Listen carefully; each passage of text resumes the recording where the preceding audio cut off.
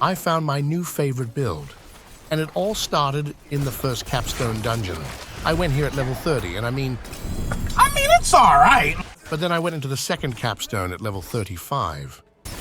And after receiving an experience orgasm and ripping Elias a new asshole, I thought to myself, hey, this barrage skill is pretty damn good. After using it to level up and testing all the different combinations of skills and Paragon boards, I'm finally ready to show it. It's the absolute fastest, most fun build I've ever played in Diablo 4. Shooting out bouncing arrows with explosions everywhere and zooming through all content, making it the fastest speed farming build only surpassed by the cocaine grasshopper. I'm calling it the Big Damn Insta, busting perma-critting, killing everything with ease speed, running rogue build. For the obvious acronym, of course. So let's break down how the build works. The first question you probably have is, oh my big man, can this build push pit tier 100 gazillion like those cringelord necromancers? Nah, I'll have a separate pit pushing build for this one, but the main thing you need to know is that this build is running shadow imbuement for those perma explosions, and for pushing, you'll instead be running cold imbuement. Other than busted everywhere, this build received massive buffs in the Season 3 mid-patch by buffing the branching volleys aspect, as well as in Season 4 with the new high-velocity aspect, allowing barrage to pierce enemies. And that's not all, though, because the build even got a massive buff after the PTR, now allowing us to temper crit damage on our gear.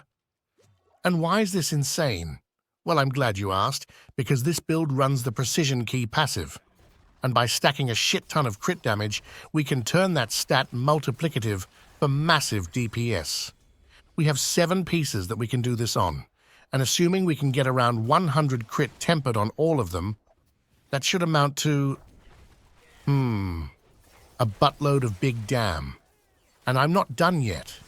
You can now also use crit damage gems in your weapons for an additional buff to the key precision passive. Considering this build was already the best rogue build in Season 3, it's easy to understand that it's an amazing build with all these buffs in Season 4. Alright, so that's all the important changes that has happened. Let's check out the skills, gear, and aspects, and you shall become an expert in this build. For this build, I'll be showing you the perfect setup here in the Mobalytics planner, as my gear is still pretty dog. If you favorite the build, then you'll have it saved with ease. I also have an Uber version here, as some of you are goddamn nerds and run around with all of them Ubers. But let's focus on the big stonks setup. But first, let's face it, we're all becoming boomers. And boomers need a proper chair, so throw that old piece of shit in the trash and check out the insane offer I have for you. It's of course FlexiSpot with their C7. It has everything you can possibly imagine. A self-adjustable system, flexibility, lumbar support along with a huge place to put your fat ass. And my personal favorite, leg support, so I can lean back and watch my favorite content creators while I'm relaxing. Perfect for anyone that sits down by the computer a lot, which, let's face it, you'll be doing a lot during Season 4. And well, like if you're a broke boy, just say so. Then that is no issue at all. Because FlexiSpot is running a massive sale for up to 60% off until May 27th, so you'll get it basically for free. And I'm obviously a goddamn bro, so I managed to provide you guys with this code here for an additional $30 off.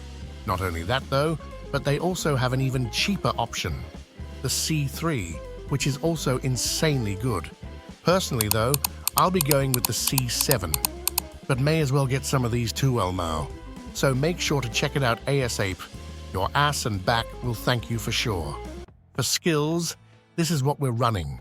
Puncture for fast combo points and vulnerable. Your what the hell fuck off please. Barrage for big damn. Shadow clone to make use of the beastful boots. Shadow imbuement for, yeah, big damn. And then dash and shadow step to become goddamn fast, obviously. Alright, firstly on the helmet, we're trying to get as much cooldown reduction as possible, as well as defensives. I also recommend grabbing imbuement skill ranks here, and not one imbuement in particular, because if you're like me, then you'll probably be swapping between imbuements. And for tempering, you'll be using max life and different crowd controls on all the pieces. Aspect of Might is the way to go for some yummy damage reduction, as we don't want to fucking die el Mao. For the chest, you want the Umbrous Aspect. This one's nasty as hell. Whenever we crit, we have a chance to get a Dark Shroud. By also getting Dark Shroud ranks on gear, along with maxing it out in the skill tree, we can get above 10% damage reduction per Dark Shroud. By combining this with massive amounts of crowd control, it becomes our main way of staying alive. For the gloves, you'll be looking for these stats, where ranks to barrage is the most important. We're also using the new high velocity aspect here for that yummy attack speed along with penetration. For panties, this is what we're using. The assimilation aspect is pretty dank, allowing us to both get some dodge and fortify. And for you newbies out there, the fortify grants us 15% damage reduction, and that's a yes for me. As boots, we're using the Beastfall boots. You can target farm this from the Ice Dude with ease, and until you have it, you can look for the stats in the planner. And we're using this for 2 reasons. Reason 1 being big dam, of course, and reason 2 being the energy generation. Every time we use a cooldown, we get 15 energy. And this is enough to let us spam our spells permanently. And if you're not convinced yet, just look at the stats on this thing. God damn, those are nasty as hell. Okay, so onto the weapons. The amazing thing about rogues is that you're looking for exactly 2 tempers, and the rest are absolute dog for the build. So here's a pro tip as a rogue enjoyer: stack up a lot of weapons LOL, cause you'll be bricking them a lot trying out different builds. Here we want barrage projectiles along with crit damage. Same goes for the other weapons. On the two-hander we want rapid aspect. By using this along with the high velocity aspect, we're nearly capped on attack speed in the second bucket. Wait, what bucket? What the hell, Mr. Paragaming? Yeah, for them newbies out there, there's 2 attack speed caps. But by following this build, you don't need to care about that shit, because I've got you covered. And for the other weapons, we're rocking Expectant for 30% extra big dam, and the Edging Master for 20%. On the amulet, you'll be looking for the Bracing Volleys aspect for those yummy ricochets. And for stats, you can ditch movement speed for crit if you want some more DPS. The most important is Frigid Finesse, granting 30% damage to frozen enemies. But hey, Mr. Paragaming Big Dick Senpai, we're not using any freeze, right? Oh, you're sharp as a nail. That's why we're using the Icy Alchemist aspect, allowing us to freeze enemies via our Shadow imbuement. On the rings is also where we can get the most important stat of them all: Shadow imbuement charges. If you get 2 extra charges on both rings, and especially if you masterwork that shit, you'll never run out of imbuements. And honestly, this is what makes this build so goddamn fun to play. For the other aspect, you'll also be looking for Aspect of Corruption to boost the Shadow imbuement further. Great job, friends! Gear and aspects are now done. Let's check out my highly intellectual skill tree now, and then you're almost ready to start busting some explosions. We're starting with the basic skills, and we'll not drop a wet fart on these guys today, because they're pretty good. Ah, hell. I'll do it anyways. Puncture is the way to go, providing crowd control and vulnerable. We then max out Barrage, along with Enhanced and Advanced Barrage. By using this along with the Precision Key passive, we don't need to get any crit chance on our gear, which is dank as hell. Also, make sure to grab all of these passives for movement speed, damage reduction, as well as our main source of healing via Siphoning Strikes. We then go to the agility skills, where we grab Weapon Mastery for Big Dam, as well as Dash and Shadow Step to become fast as fuck boy. In the sneaky stealth skills, we're just grabbing some passives for more damage. This is then where we have the most important defensive skill for us, Dark Shroud. As long as we keep enemies crowd controlled and not hitting us, We can get this to grant us 50% damage reduction without even having it on our bars, which is bonkers as hell. In the imbuement skills, we want to max out Shadow Imbuement as it is our main source of damage, and this is also where we have Frigid Finesse. After that, we head on over to the ultimate skills and grab Impetus for some damage, and Shadow Clone so we can make use of Beastful Boots as well as grab some extra nuke for bosses. And finally, the Magnum Opus. The Precision Key, passive. This one has been buffed over and over, and we now only need 4 stacks. So to get this to proc, we need to send out 3 punctures, and we need one of them to crit. And then our barrage will also make use of this passive. As I said earlier, my gear is pretty goddamn atrocious, so I'm only rocking a 2.5 multiplier here. But you should be able to stack this up like crazy. Well, goddamn, we even managed to clear the skill tree. Let's bring up the Mobalytics Planner again and check out the Paragon Board now. Ops, wrong image. Okay, so the main goals here are to get as tanky as possible while also grabbing all of the important legendary nodes and glyphs.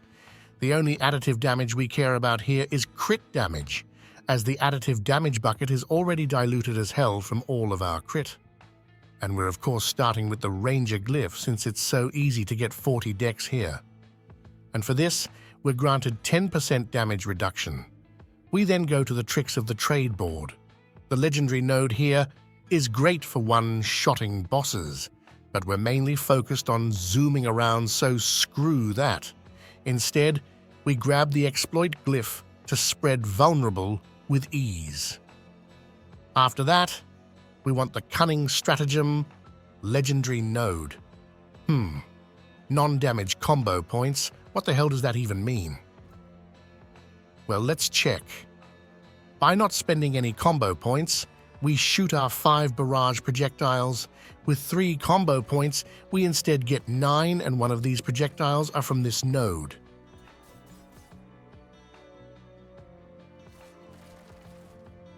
And don't forget efficacy, because 20% extra dam for our imbuement is insane. We then have the Eldritch Bounty Board here, which we grab for that 20% extra damage. We do, however, want this last, as we're not grabbing any rare nodes here. In the Exploit Weakness Board, we grab the Legendary node along with a bunch of defensives, and also Socket Combat along with as many nodes as possible. And finally, Cheap Shot. We'll keep this one up with ease, granting us 25% Big Dam. And we also use Control here for 20% damage against frozen enemies. By combining this with Icy Alchemist's aspect and chance to freeze on our gear, this one's easy to use on normal mobs, and on bosses, we'll be staggering them to make use of this one. Hey, will you look at that? Paragon Board is now done. There's but one thing left now. To get hecking good. What's beautiful with this build is that it's extremely easy. Here you can also see me trying out Death Trap instead of Shadow Clone, which is another option that you can use if you prefer that, but they work exactly the same for this build. And that's what you want for a Zoomer build. You'll always use Puncture 3 times, followed by a Shadow-imbued barrage. On bosses or elites, you can use your Shadow Clone to nuke them. The only thing that you'll need to worry about then is getting your energy back up, as the Beastful Boots steals it from you. And that's the beauty of the Beastful Boots in themselves. By using any of your cooldowns, you regenerate the energy. You then have Dash and Shadow Step, which you're using to zoom through all content.